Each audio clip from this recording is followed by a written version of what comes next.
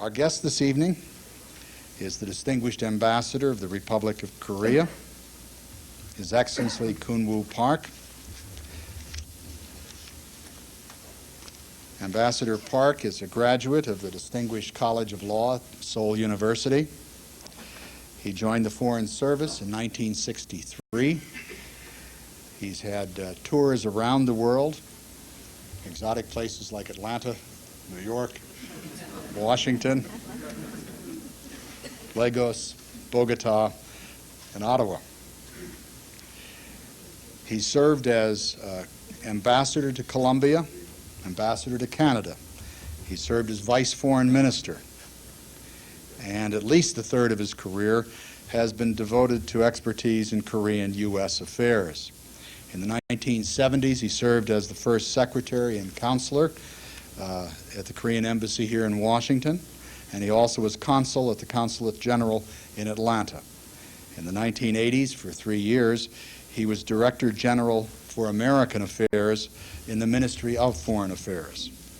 And then, of course, in this decade, in his fourth decade of diplomatic service for his country, was appointed as Ambassador of the Republic of Korea to the United States. It's my great pleasure to present to you the Distinguished Ambassador of the Republic of Korea, His Excellency Kwon Park.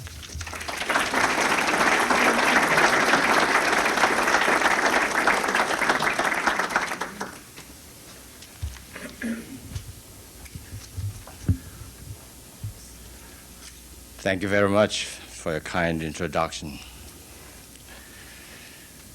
It is my first time to visit Baltimore as ambassador to the United States. When I was a counselor in our embassy in Washington, D.C., I dared to come to Baltimore for the Orioles. And one afternoon, at the time we didn't have the cellular phone at the time, and Seoul was looking for me. I was out of contact, and after I returned the call, my minister said, "Where were you?"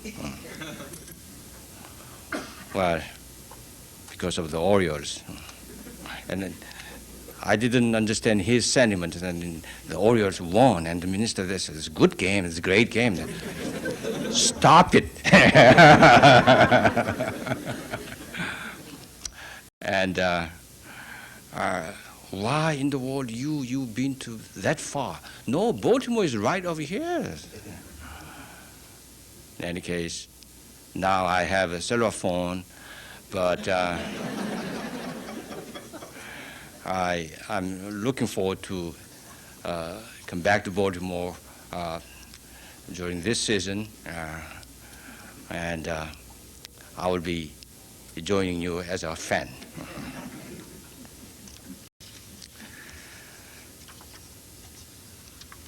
Thank you very much indeed for your invitation and your introduction. It is my real privilege to be invited by the Baltimore Council of Foreign Relations. As Dr. Frank Bird said, as a career diplomat, I was so happy to be back to Washington. And once again, the story of Orioles that my wife said, this time you take your cellular phone to the Baltimore. So I have a cellular phone today. Some of you might remember that it was 46 years ago this month that Korean War began. Perhaps there are some among this respected audience who helped to defend South Korea against the communist invasion 4 decades ago. If there are I hope that you are aware of the eternal gratitude of the Korean people, and that you take some satisfaction in knowing that the Republic of Korea today is prosperous and democratic.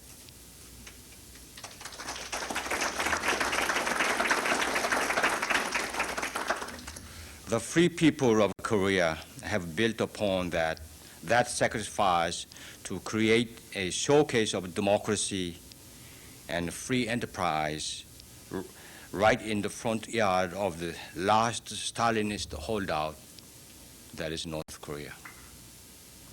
I thought I would take just a few minutes this evening to tell you about the current security situation on the Korean Peninsula, and also to discuss the course of Korean-American relations in a broader sense.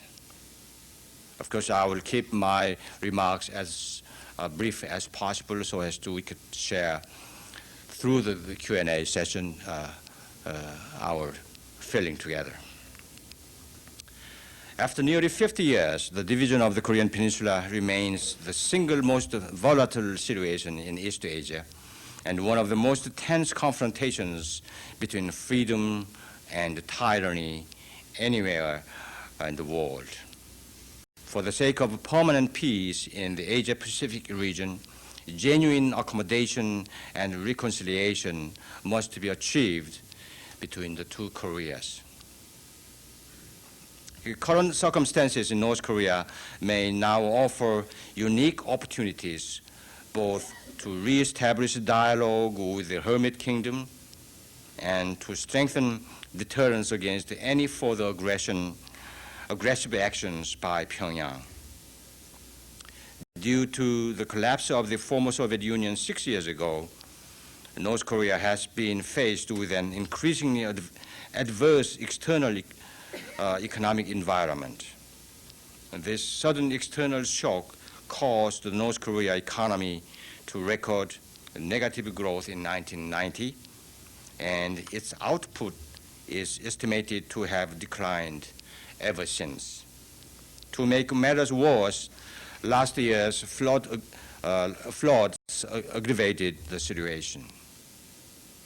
A North Korean delegation which participated in an academic seminar in Washington, D.C. this spring openly discussed that North Korea's economic difficulties has brought its per capita GNP fell from around $1,000 to $719 last year.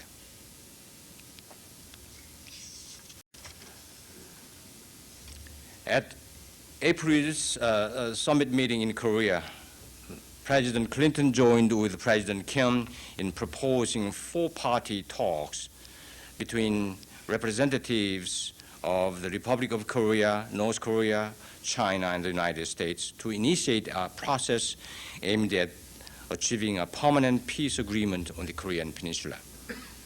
This proposal is a positive and important step for easing tensions and realizing a lasting peace. Both Seoul and Washington are prepared to pursue this initiative with patience. President Kim stated, I quote, "This is a most reasonable proposal, and it is North Korea that would benefit the most if the talks come through," unquote. In the meantime, both Seoul and Washington agree that the present armistice arrangement should be maintained until it is succeeded by a permanent peace agreement. As far as Pyongyang is concerned, North Korea said it is considering the proposal carefully and seriously, and it has requested some additional information about the proposal. At the same time, a North Korean spokesman added the standard refrain that the question of peace on the Korean Peninsula should be discussed between the United States and North Korea. Thus, while North Korea has not rejected the proposal outright, it is still trying to drive a wedge between South Korea and the United States.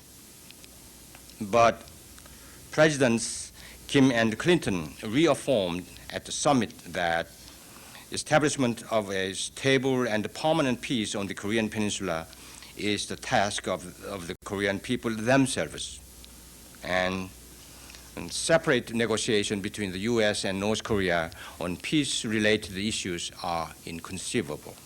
So the entire world will watch North Korea's next step with much interest. In this context, the North Korean food situation may influence Pyongyang's outlook and decisions. As you may be aware, the South Korean government announced on Tuesday that it will contribute $3 million to support the United Nations efforts to improve the food shortage situation in North Korea and to help alleviate the suffering of the North Korean people. This decision is a humanitarian gesture made in response to the United Nations appeal last Thursday. Of course, South Korea has provided 150,000 metric tons of rice last June. Korea's decision has been closely coordinated with the United States and Japan. Following the announcement by Seoul, both of these countries have also announced the plans to make contributions, with the United States donating $6.2 million and Japan donating about $6 million. In total, the three countries' contribution amounts to a little more than one-third of the United Nations appeal for $43 million. And in terms of the food portion of the appeal, it represents more than half of the requirements. When we decided to go ahead with the humanitarian assistance to North Korea at this time, we had several considerations in mind. First, since the Republic of Korea, the United States and Japan are all parties concerned with the Korean Peninsula, and have been actively coordinating their policy towards North Korea. We felt that we needed to react positively and to take the lead in encouraging the international community to respond to the United Nations appeal favorably as well. And second, we would also hope to send a clear signal to North Korea that we are prepared to work with them toward peace and other issues of mutual concern. We'd like to have North Korea realize that once it ceases its present course of confrontation, path which will lead to peace and reconciliation on the Korean Peninsula can be opened. I believe that this would certainly be in the best interest of North Korea as well as the other nations in the region.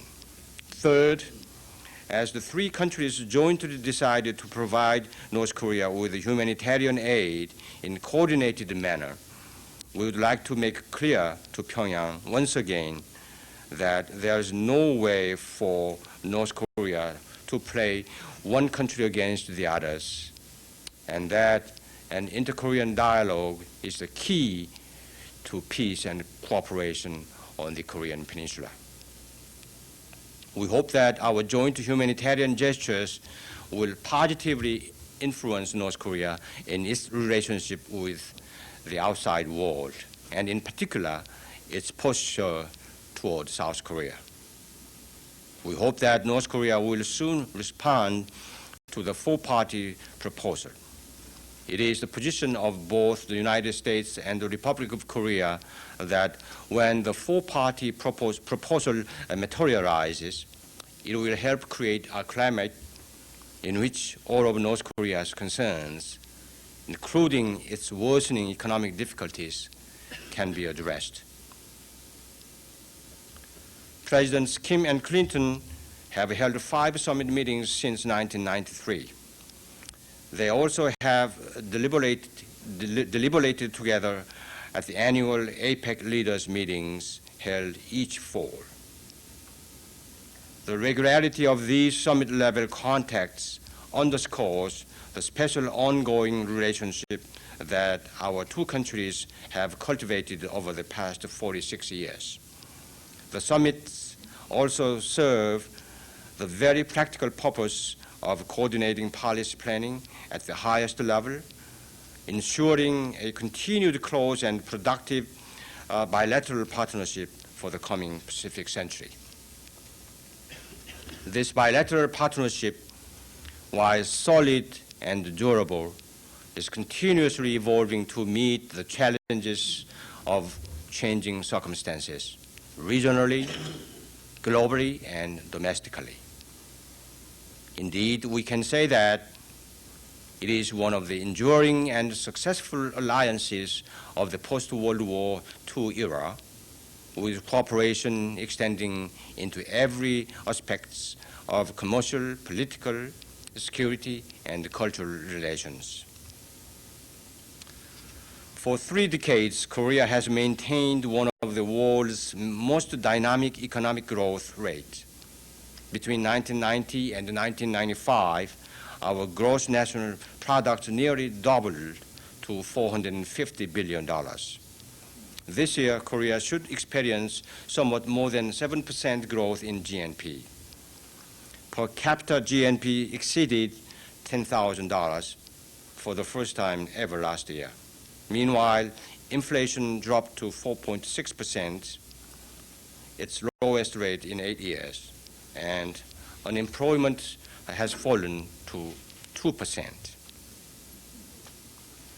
Korean trade and economic cooperation with the United States also has steadily increased through the years to our mutual benefit.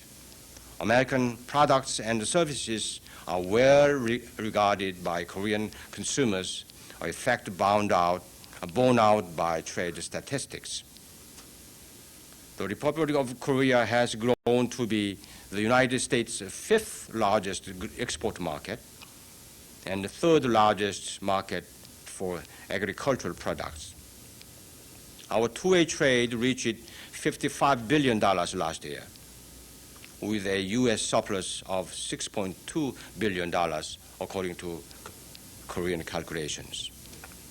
It is remarkable that since last year, Korea has begun to buy more products from the United States than any European country except the United Kingdom.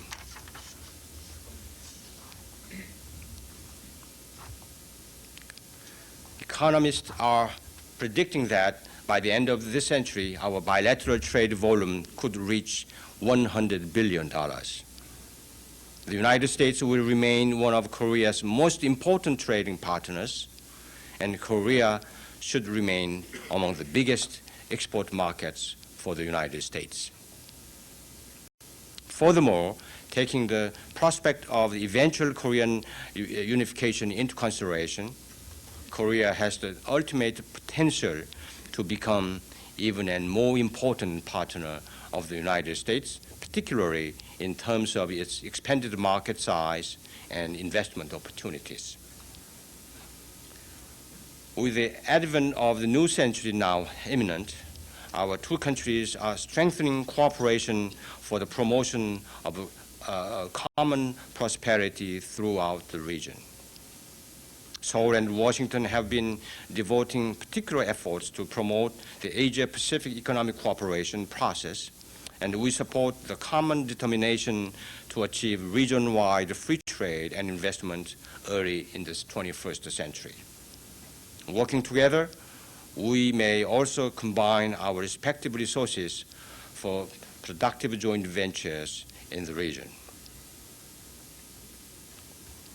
After more than 4 decades of cooperation, Korea and the United States have achieved a comprehensive and durable partnership in nearly every field of endeavor. Together, we share a wealth of common experiences, interests, and values. Consequently, our national efforts can easily be pooled to accomplish a great many common objectives regionally and globally in the coming years. may we strive to achieve the very best for mankind and for the deserving peoples of our two great nations. Thank you very much.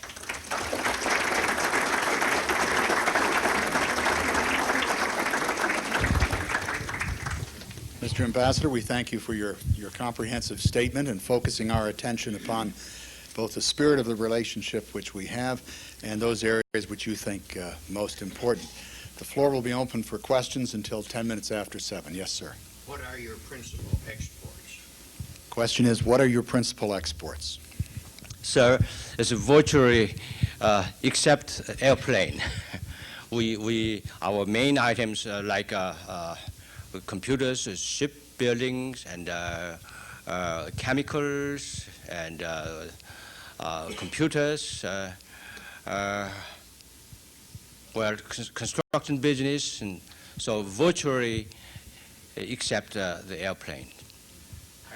The question is, should there be an agreement of a kind between South Korea and North Korea, could South Korea afford the costs of reunification? Well, it is our goal. We were divided into South and North in 1945. In the wake of World War II, at that time, the United States, after the long war, you were rather exhausted. And at that time, the Stalin has just joined into the World War II in the Far Eastern battlefield. And he tried hard to take advantage. And he came from the north, the Korean Peninsula, the American forces from the south, and the Soviet forces from the north. And the colonels of each party that they happened to find that 38 parallel is crossing almost half of the Korean Peninsula. So for the provisional basis, okay, you stay over there and we'll stay here. And it is where still we are and where what we still have. After the division, the Kim Il-sung was supported by the Stalin, and he started to have a fratricidal war attacking to the south. That's what I referred to 46 years ago, and it lasted for 3 years. I'm sure that some of you, I would like to pay my respect to you personally, that who has experienced the war in Korea, and some of your family members, at the time young soldiers, who has not come back to your country. I pay my deepest regret to them and my respect to them. Now, that though we are divided into two, in the southern part, with your great help, we did our best to reconstruct our nation from the ashes around. I was at the time just a little boy, and if anyone told us or told me about the reconstruction, it was such a luxurious expression. We didn't know where to start and how to start. But the spirit of democracy and free market economy brought the South Korea the 11th largest economy in the world now. On the other hand, the northern part, as you may have read the Sun's report front page this morning, they are suffering from almost a famine-like situation over there. So I would say this is the result of the democracy and the free market economy. One has it, one yet to have it. So we are very much looking forward to reunite we have almost 10 million separate families who are not allowed to send any letter, any message to the North. When you go to the DMZ, just 30 miles away from the city of Seoul, it's about the same distance I came from today from Washington, D.C. There, more than 1 million heavily equipped the soldiers are confronting 24 hours a day.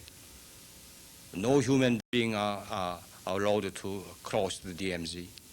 So you can only observe that birds are free enough to fly, come and there, go there. But these days, the birds are coming down to the south because they do not have any crops in the north. It's the truth. Yes, Your Excellency, my question was, could the South afford the costs? Yes, I'm going to that person, yes. I'm sorry that my background is rather big, long, but for the reference. Before the Germany was reunited, the size of economy was 1-to-4 ratio in favor, of course, in favor of West Germany.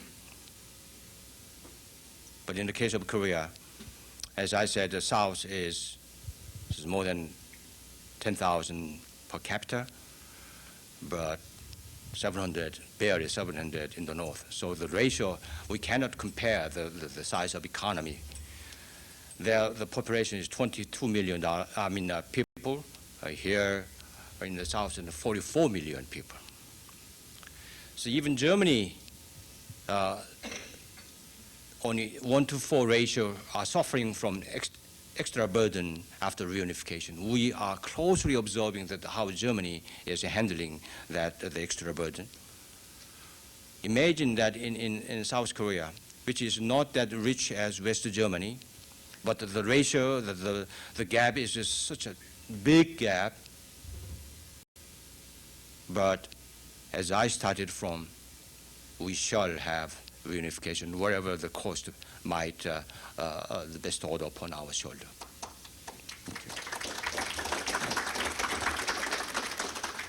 Would you assess the North Korean military?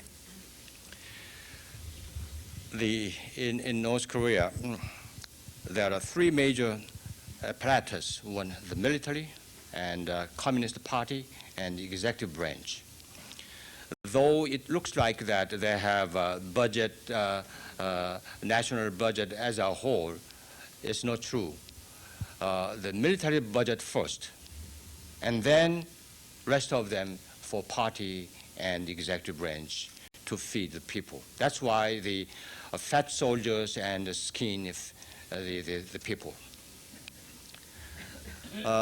Though they ask some assistance to the outside the world, that they need food and some other subjects. We haven't heard anything that the North Korean soldiers are refraining from exercises and then whether they are suffering from any shortage of food.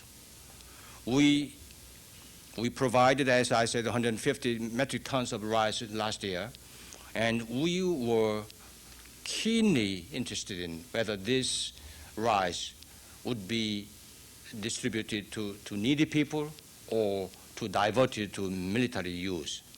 And there are some intelligence estimates that there are some violations. Having said this, North Koreans, the military is no indication to any of us that are suffering from economic deterioration. That is the real problem for us. Do you think there's a possibility that to divert attention from the failed economy, North Korea might take some sort of military action? Highly possible. About 4 weeks ago, we had one pilot, Captain Lee, defected to South with M19 airplane. And he briefed us that how intensively the militaries, the hardcore circles are preparing the war, regardless of their economic difficulties. For example, they have almost about 1,000 airplanes, fighters and bombers, and reconnaissance planes. And they have horrible chemical weapons. They have conventional artilleries just near the DMZ. So any conventional artillery can even surpass the capital of South Korea. Whereas the Pyongyang, North Korean capital is about 140 miles away from DMZ. So they are going to take taking advantage of their geography of there. And if they were pressed to the corner with the economic difficulties or people's, I wouldn't say rioting, but some grievances, intensified grievances, and then I think the wounded lion can turn around. So we are extremely careful to watch them these days. Two questions. What's the status of the North Korean nuclear establishment? And then the second question is, how good is your intelligence on it?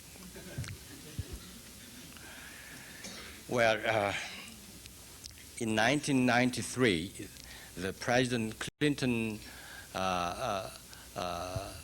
became the United States president, I think, 20th of January, and the Korean President Kim Jong-sam, he inaugurated his government February 25th. So it's almost the same time that the two presidents started their terms. And North Korea, in March in '93, they withdrew from the NPT, non-proliferation treaty, and then they started to threaten with their the hidden plutonium. They somehow they kept it, and one of the representative of the armistice at Panmunjom threatened to South Korean counterpart that if you don't listen to us, we can make the Seoul be gone in few seconds. It means that they can use any time their own weapons. So our two governments, Seoul and Washington, tried hard to bring them to the NPT and to make them behave. That is one of the results is that what we have, what we call agreed framework, the October '94 in Geneva. That based on this agreed framework, North Korea at least tried to freeze their nuclear activities. In turn of their freezing activities, South Korea, we are assuming almost $4.5 billion worth of light water reactor to be built in the North Korea. So the process is going on, and in due course, I would say in 4 or 5 years, the last inspection by the IAEA should be made.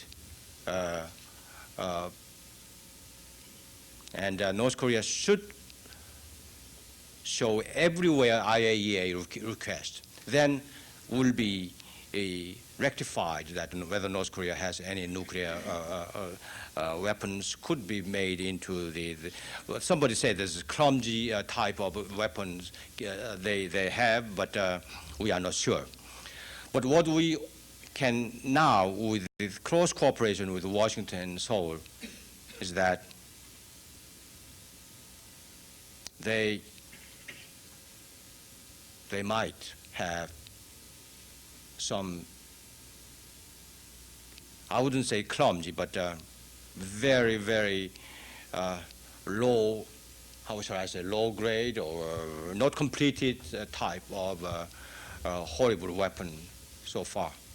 So upon the completion process of our light water reactor, it will be rectified.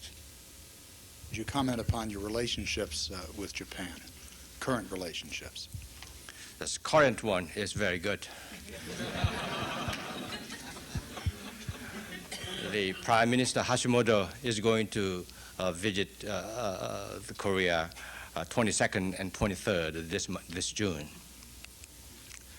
It looks like we have some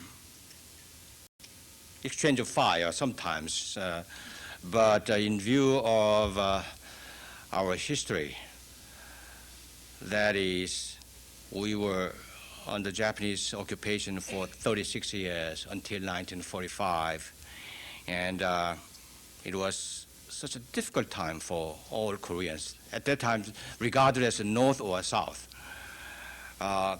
Even we were not allowed to use our own family name.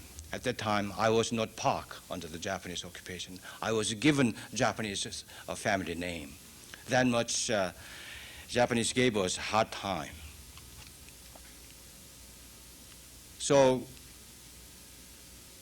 this is really the beginning of our relationship. But we are determined not to look back, but future-oriented. The latest issue we had was that we have tiny island in between Japan and Korea, and time to time Japan claims that that island belongs to Japan. Then Korea never accepted that because this is such a complicated issue, and that issue came up whenever it comes up. Japan knows that we are extremely unhappy, and it happened about 3 or 4 months ago. That's why it looked an ugly picture between our relationship, but I think we are going to manage it, particularly that our two countries are going to co-host the soccer game in 2002. Some newspapers said that it was Solomon's the wisdom to have the co-hosting the soccer game, but we are sure that we are going to make it. Are there significant ethnic or language differences between the North and the South? We are homogeneous, so we do not need any interpreter in our conversation with, between South and North. However, in view of the longevity of the division, about 50-some years, that we have the foreign language to be Korean language now. We call, many people say these days, the parking, yours parking, exactly as a parking. And the park is park, like the park, outside the park, not this park. And give and take, you can say anybody in Korea that they understand. But in the North Korea, I do not think they have any foreign language because that's closer society. Except those some terminology, we are 95% the same language and the same customs. So we don't have any problem. The statement was the Chinese have not, the People's Republic of China has not hesitated to use its armed forces in disagreements since World War II. What do you see as their role, given that fact, in the merger between North and South Korea, if and when it should occur? Well, I envy you because you have good neighbors. I'm not referring to that we have bad neighbors, but we have very strong neighbors. Throughout our history, that such a giant China, whenever they had some problems, domestic problems, and they had good excuse to come to Korean Peninsula. Exactly the same case in Japan. If they had any problems, they need to good exit, and again, Korean Peninsula. So they thought the Korean Peninsula was their playground. So we were extremely concerned about our giant's neighbor. As you mentioned, in 1950, during the Korean War, they sent what they call volunteers to help North Korea. And it really made a U-turn of the Korean War at the time. We haven't had any relations with Beijing until 1991. It means that Beijing has kept such a close relationship with Pyongyang. Now, in 1991, we finally normalized our relationship, and I think that politically and diplomatically and even economically, we are so close to Beijing now, whereas the Pyongyang is extremely unhappy with the Beijing. Well, we certainly hope that our present relationship with Beijing should be kept, should be maintained like this, and for the future-oriented way, as we will keep with our relationship with Japan. But if China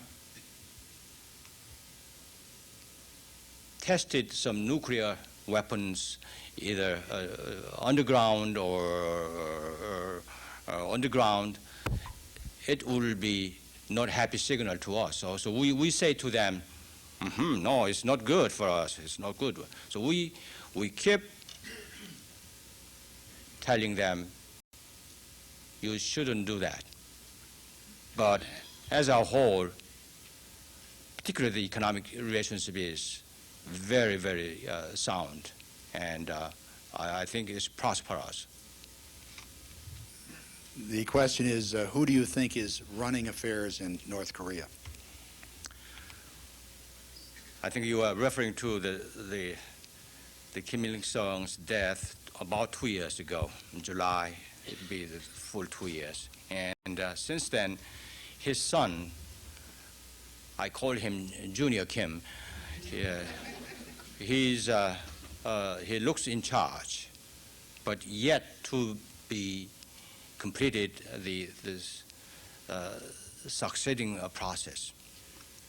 He should have two hats: one, the presidency of the state, and secondly, the general secretaryship of Communist Party there.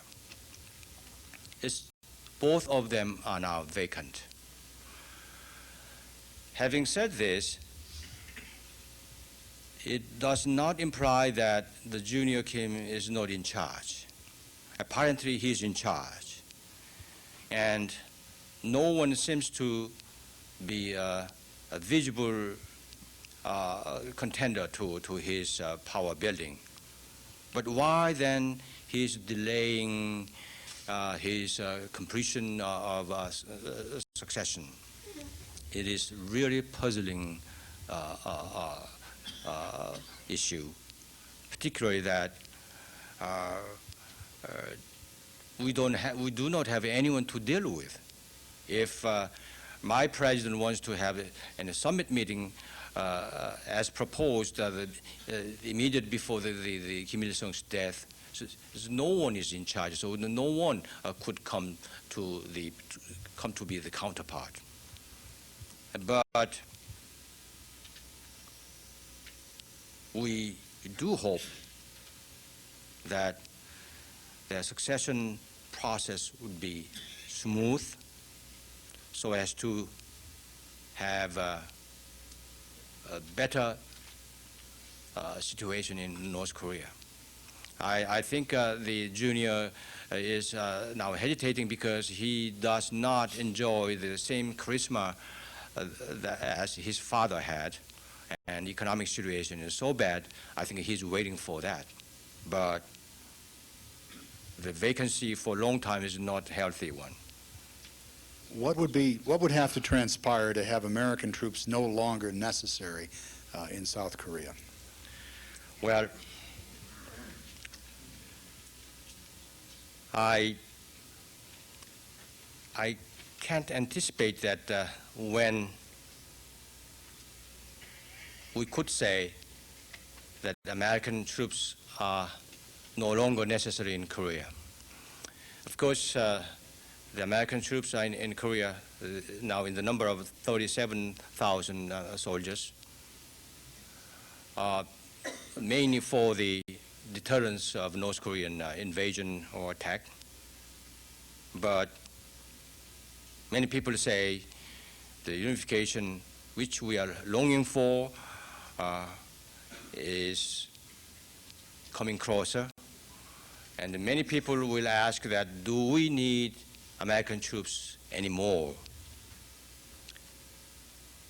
But I would say, and most of the Korean people would join me in supporting that, we hope American troops stay there longer. I tell you some reasons. The geopolitics in the region where Korea is located is so complicated. You know, Russia now looks like sleeping, but still she has nails. And the Chinese, as I mentioned, and the Japanese, and their stakes are always not going to harmonize or going to the same direction. And the stake of the United States in the Asia-Pacific region is enormous these days, not to mention about the trade, amount of trade, but in terms of the military aspect. I think the balanced role of American troops stationed in Korea will be greatly helpful. And the Korean government and people are extending what we call the burden sharing, assuming the expenses of American troops stationing in Korea by the Korean government. I think this year we are assuming $330 million for that purpose, and annually we increase the amount by 10%. So anyway, I do not anticipate when it will be, but you are greatly welcomed by Korean people. Referring to the same region, obviously, what are the prospects for economic cooperation in Northeast Asia? Well, I'm sure you know about the APEC, Asia Pacific Economic Council. Though it was born in 1989, the fairly new organization, the activities of the APEC is now expanding year by year. And this is a wonderful forum to have economic cooperation among the members. Unfortunately, Russia is not a member of APEC so far, though Russia wants to be joining. But other than Russia, our bilateral economic cooperation is our satisfactory level. But as a group, I don't see any concrete plan so far because of the differences of the size and the differences of system that China had before, and Japanese point of view is a little bit different from other members. So we yet to develop that economic, how shall I say, or organization or groupings there. What recommendations do you have for the fostering of better relations between Korea and the United States? Well, Asia-Pacific region is booming. I'm not referring to that the Europeans are not booming, but the comparing to the European countries, the Asia-Pacific region is, the ratio is far ahead of the European states, I would say. And the relationship vis-a-vis the United States and the Korea, Japan, the bilateral and as a region is formidable. For example, as I said, the South Korea, even before the unification, that tiny country, by the end of this year, 1996, I think South Korea will be fourth largest exporting market of the United States, which means we are going to take over the United Kingdom by the end of this year. So all the Asian markets are really, I think, the great market for the United States. So I do hope that the Americans, my dear Americans, pay more attention to Asia, not only in view of the size of economy, but our multilateral harmony and the culture. So I think I hope you agree with me that the next century would be the century of Asia Pacific. So I hope you understand more about Korea, and I hope you would agree with me that Koreans are such a nice people.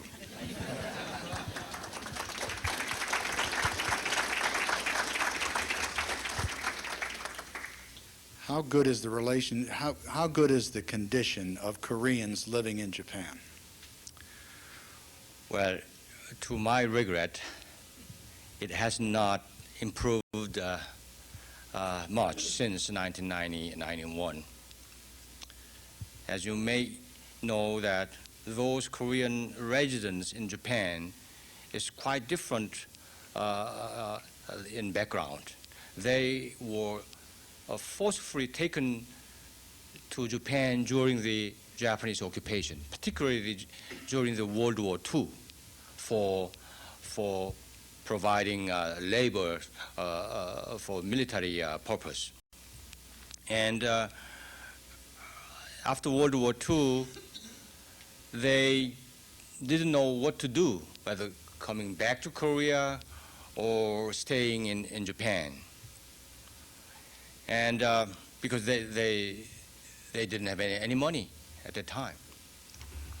So the Japanese government is obliged to give them special treatment, because they did need that, but the degree of discrimination is more than they have to suffer, and they are still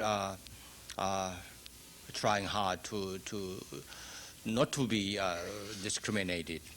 I hope this issue could be and should be resolved soon. The Europeans and others have paid, or some European powers have paid great reparations because of World War II. The Japanese have not done so. And how does Korea, as a victim of World War II and Japanese aggression, feel about that? Well, when we normalized our relationship with Tokyo in 1965, we made a political decision by the former President Park and his government, because it's nobody's interest to to treat Japan as it was. And from the Japanese point of view, that they said it's the best amount they could offer to us. But we didn't go dragging on in dealing the amounts. So we accepted the amount that Japan offered to us. So we do not want to reopen that issue with Japan. But one subject remains. We didn't know at the time that, I'm sorry to say, that such a teenager woman was taken by the Japanese forces as a comfort woman in Southeast Asia.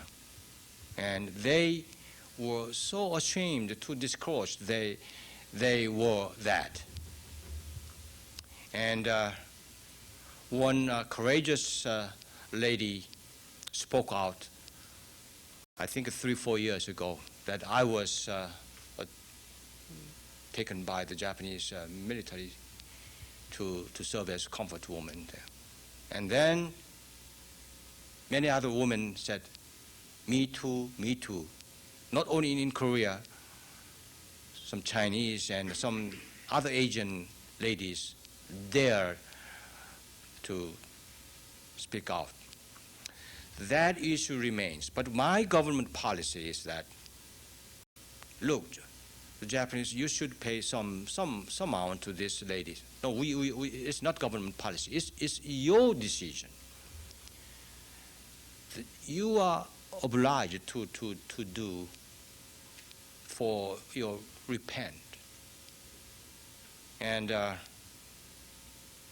don't think I can see any prospect so far.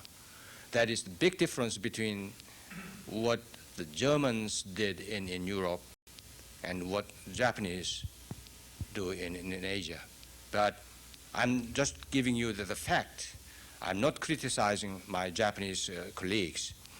As I said, we are future-oriented, but I still have deepest sympathy that those ladies who suffered from up to that level during the war.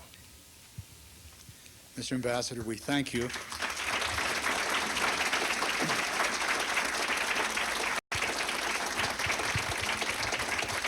Thank you. We appreciate the difficulty of the neighborhood in which you live, but we also recognize that the stability of that neighborhood is in our interest as well as yours, and we have a tremendous overlapping interest. You've been very educational. You've shared a lot of your knowledge with us, and we're grateful to you for the time you've taken. So we thank you again. Thank you very much. Thank you. Thank you so much.